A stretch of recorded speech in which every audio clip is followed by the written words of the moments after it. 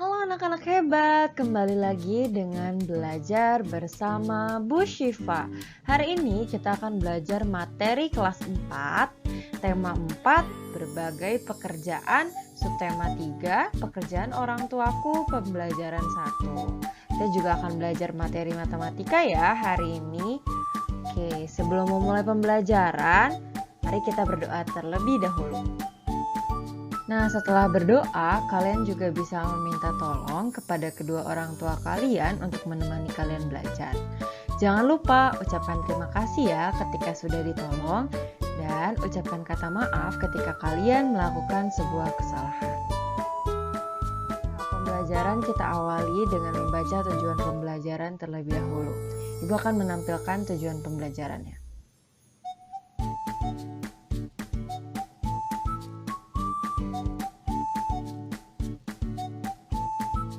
Oke, bagaimana? Sudah siap menerima materi hari ini?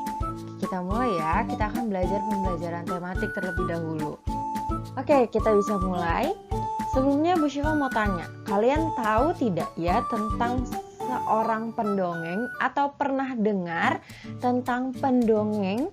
Atau pendongeng itu apa sih? Oke, pendongeng adalah orang yang menyampaikan dongeng kepada orang lain.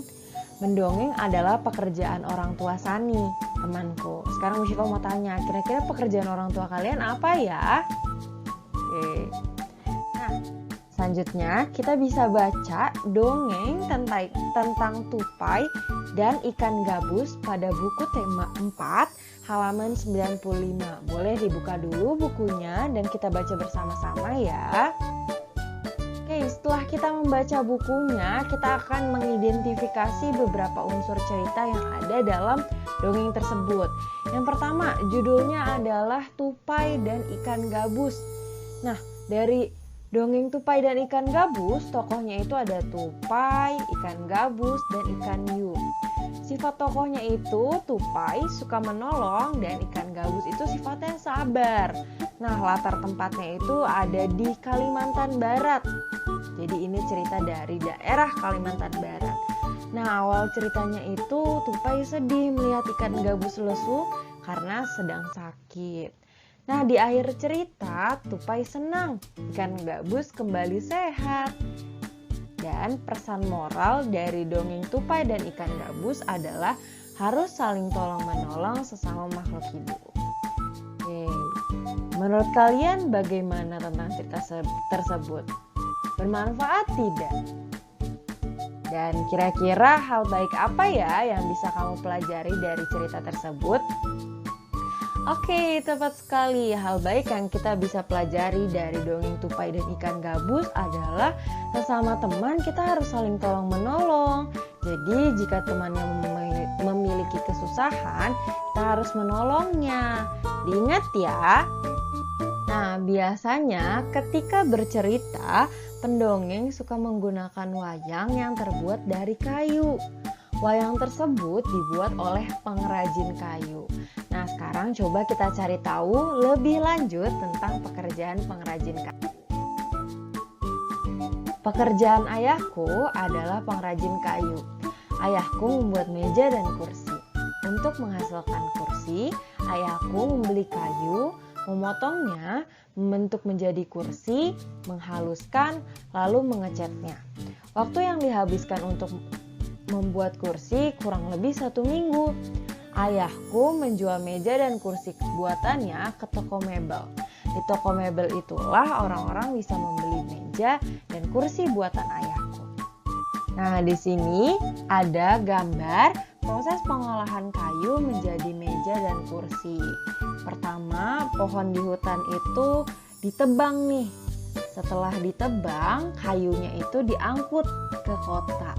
Setelah diangkut ke kota, kayu tersebut dikirim ke pengrajin kayu dan dibuat untuk kursi dan meja. Setelah selesai jadi kursi dan mejanya, kita kirim ke toko mebel. Nah, di toko mebel ini kursi dan meja yang sudah dibuat oleh pengrajin kayu itu dijual. Nah, dijual sampai akhirnya bisa dibeli oleh pembeli. Setiap kegiatan ekonomi dari skema tadi memperjualbelikan dan menghasilkan sumber daya alam yang sama, yaitu kayu, juga melibatkan beberapa pekerjaan, diantaranya sebagai berikut. Yang pertama itu ada petugas hutan. Hasil dari pekerjaannya adalah memastikan pohon dengan kayu yang siap ditebang. Selanjutnya ada penebangan pohon. Hasilnya adalah kayu siap diolah, jadi menebang pohon sampai kayu siap diolah. Selanjutnya ada distributor kayu dan supir, itu bertugas untuk mengirimkan kayu ke pengrajin kayu. Selanjutnya ada pengrajin kayu, di mana pengrajin kayu ini mengolah kayu yang sudah dipotong tadi menjadi sebuah kursi dan meja. Dari pengrajin kayu, kita beralih ke penjual mebel. Jadi barang-barang yang sudah dibuat oleh pengrajin kayu dikirim kepada penjual mebel dan dijual kepada pembeli oleh penjual mebel tersebut. Dan terakhir, ada pembeli mebel. Jadi meja dan kursi yang siap digunakan dibeli oleh pembeli mebel. Nah, ternyata cukup panjang ya perjalanan meja dan kursi hingga bisa ada di rumah kalian. Nah, kira-kira bagaimana ya cara untuk merawat meja dan kursi yang ada di rumah kalian? Kalau menurut Bu Syifa, kita tuh harus merawat barang yang kita miliki agar awet. Karena barang-barang yang ada di rumah kita dibuat dari sumber daya alam yang jumlahnya bisa berkurang sewaktu-waktu. Oke, coba kalian perhatikan ya gambar yang ada di layar ini.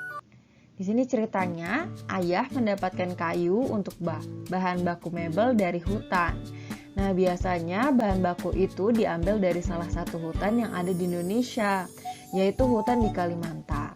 Dulu hutan Kalimantan tuh sangat lebat karena merupakan salah satu paru-paru dunia. Akan tetapi, kini pohon-pohonnya semakin berkurang karena sering terjadinya kebakaran hutan. Oke, seperti yang kalian lihat di sini perbedaannya. Ini saat pohonnya masih lebat ya, dan di sini sudah terjadi kebakaran hutan. Oke, kalian bisa lihat di sini adalah gambar hutan Kalimantan dari tahun 1950 sampai tahun 2020. Nah, kalau kalian lihat ini warna hijau-hijau ini adalah jumlah atau ini adalah gambaran hutan yang ada di Kalimantan. Nah, di tahun 1950 ini jumlah hutan di Kalimantan masih sangat banyak. Dilihat dari warna hijaunya nih, hampir seluruh pulau Kalimantan tertutupi oleh hutan. Semenjak tahun 1985 lumayan berkurang ya sedikit-sedikit ini di bagian sini. Jumlah hutan yang ada di Kalimantan, tetapi masih cukup luas jumlah hutannya. Pada tahun 2000 juga lumayan berkurang hutan-hutan yang ada di Kalimantan ini, tetapi masih terlihat banyak ya warna hijau-hijaunya. Di tahun 2005 juga sama. Semakin berkurang wilayah hutan yang ada di Pulau Kalimantan ini dilihat dari warna hijaunya, tetapi masih kelihatan cukup banyak. Nah, di tahun 2010 nih mulai banyak sekali daerah-daerah di Kalimantan yang tidak lagi ditutupi oleh hutan. Jadi kalau kalian lihat warna hijaunya semakin sedikit di tahun 2010. Hingga di tahun 2020 jumlah hutan di Kalimantan tinggal segini. Dilihat dari warna hijaunya ini sangat amat sedikit gitu. Jadi banyak lahan hutan yang mungkin dibakar atau dialihkan menjadi sebuah pemukiman. Nah, hal ini tuh berdampak negatif ya bagi kita karena hutan merupakan penghasil oksigen dan salah satu penghasil kayu terbesar. Jadi lumayan membawa dampak negatif gitu loh. Berkurangnya hutan di Pulau Kalimantan. Oke, selanjutnya kita akan belajar materi matematika tentang luas keliling persegi dan persegi panjang. Oke, kalau kalian lihat di sini ada gambar bangun datar persegi. Luas persegi adalah perkalian dari panjang sisi-sisinya. Oke, sekarang kita akan mencari tahu cara menentukan luas persegi. Nah, luas persegi itu berkaitan dengan panjang sisinya, berarti sisi dikali sisi. Nah, kalian juga harus memperhatikan satuannya. Jika satuannya cm, maka cm dikali cm hasilnya hasilnya adalah cm persegi. Jadi rumus luas persegi adalah sisi dikali sisi. Oke, kita lanjut ya. Tadi sudah luas, sekarang keliling. Nah, keliling persegi adalah garis yang membatasi suatu.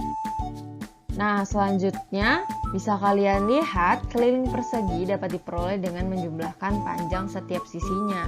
Karena persegi memiliki 4 sisi yang sama panjang, jadi rumus keliling persegi adalah sisi kali 4 atau 4 dikali sisi. Diingat ya, tadi rumus luas persegi adalah sisi dikali sisi, rumus keliling persegi adalah 4 dikali sisi. Oke, kita lanjut ya ke luas persegi panjang. Luas persegi panjang sama dengan banyak petak yang menyusunnya. Oke, coba kita perhatikan ya. Banyak petak yang menyusun persegi panjang di sini ada 12. 12 itu tahu dari mana ya? Di sini ada 6 petak. 1, 2, 3, 4, 5, 6. Ini petak ke sampingnya, petak ke bawahnya ada 2. Jadi bisa kita kalikan 6 kali 2. Oke, berarti kita bisa menemukan rumus luas persegi panjang adalah panjang dikali lebar. Jadi tadi hasilnya adalah 6 dikali 2 sama dengan 12. Selanjutnya keliling persegi panjang. Banyak petak satuan pada sisi terluar persegi panjang menunjukkan keliling persegi panjang tersebut. Oke, coba kita perhatikan ya, berdasarkan gambar, keliling persegi panjang itu ada 16 satuan. Kenapa bisa dikatakan 16 satuan? Jadi kelilingnya itu adalah panjang ditambah lebar, ditambah panjang, ditambah lebar. Jadi bisa kita tulis 2 dikali panjang ditambah 2 dikali lebar. Nah, bisa kita sederhanakan menjadi 2 dikali panjang ditambah lebar. Oke, diingat ya, tadi luas persegi panjang itu panjang dikali lebar. Nah, kelilingnya adalah 2 dikali panjang ditambah lebar. Oke, mari sekarang berlatih. Coba perhatikan gambar di samping. Di sini ada bangun datar persegi dengan sisi 8 cm. Nah, kita akan menghitung luasnya nih. Tadi rumus luas persegi itu apa ya? Oke, tepat sekali. Rumus luas persegi adalah sisi dikali sisi, sehingga bisa kita tulis di sini 8 cm dikali 8 cm. 8 cm dikali 8 cm hasilnya berapa ya? Oke, tepat sekali. 8 cm dikali 8 cm hasilnya adalah 64 cm persegi. Nah, tadi kita sudah menghitung luas persegi. Sekarang kita akan menghitung luas persegi panjang. Nah, di sini panjangnya adalah 11 cm dan lebarnya adalah 6 cm. Tadi rumus luas persegi panjang apa ya? Oke, tepat sekali. Rumus luas persegi panjang adalah panjang dikali lebar. Oke, berarti bisa kita kalikan di sini 11 dikali 6. 11 cm dikali 6 cm hasilnya berapa ya? Oke, hasilnya adalah 66 cm persegi. Oke, tadi kita sudah menghitung luas, sekarang kita akan menghitung keliling. Nah, keliling persegi itu rumusnya apa ya? Ada yang tahu? Oke, tepat sekali. Keliling persegi rumusnya adalah 4 dikali sisi. Nah, pada bangun datar persegi di samping sisinya adalah 12. Berarti bisa kita tulis 4 dikali 12. 12 cm. Berarti 4 dikali 12 hasilnya adalah 48. Nah, selanjutnya kita akan menghitung keliling persegi panjang. Masih ada yang ingat rumus keliling persegi panjang? Oke, tepat sekali. Rumusnya adalah 2 dikali panjang ditambah lebar. Berarti bisa kita tulis di sini panjangnya adalah 9, lebarnya adalah 7. 9 ditambah 7 berapa ya? 9 ditambah 7 adalah 16. Jadi 2 dikali 16 cm sama dengan 32. Hasil dari keliling persegi panjang berikut adalah 32 cm. Wah, sudah banyak sekali ya hal yang kita pelajari hari ini bersama. Mulai dari kita belajar tentang unsur yang ada di cerita dongeng, kita juga belajar tentang pengrajin kayu, hutan yang ada di Pulau Kalimantan, dan di akhir kita belajar luas dan keliling persegi dan persegi panjang. Sampai di sini ada yang ingin ditanyakan? Oke, kalau tidak, terima kasih banyak ya anak-anak ibu yang sudah menyimak dan menonton video ini sampai akhir. Semoga video ini dapat bermanfaat dan materinya dapat diterima dengan baik. Akhir kata, pembelajaran tema 4, subtema 3, pembelajaran 1 sudah selesai sampai di sini. Sekian dan sampai jumpa anak-anak hebat.